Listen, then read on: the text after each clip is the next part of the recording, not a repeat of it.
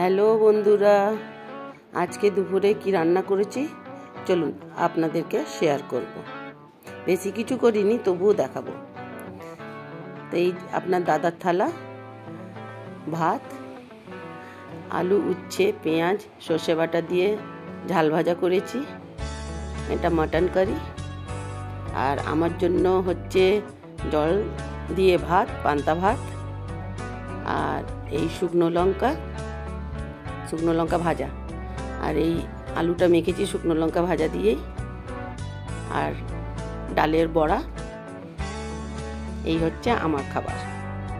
আপনার দাদা পান্তা ভাত ভালোবাসে না, তাই আপনার দাদাকে গরম ভাত। তো চলুন এবার খেতে বসি। তো এই শুকনো লঙ্কা নুন দিয়ে ভাতটাকে আমি মেখে নিচ্ছি। আমার ভীষণ ভালো লাগে জল দিয়ে ভাত, পান্তা ভাত। তো মাখা আমার হয়ে গেছে, একটু আলু ভাতে দিয়ে এবার খেয়ে দেখি।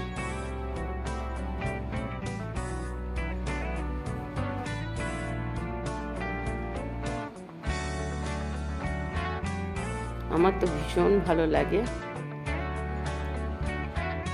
তো চলুন বন্ধুরা, আপনাদের যদি ভালো লাগে লাইক করবেন, কমেন্ট করবেন। বাই বন্ধুরা।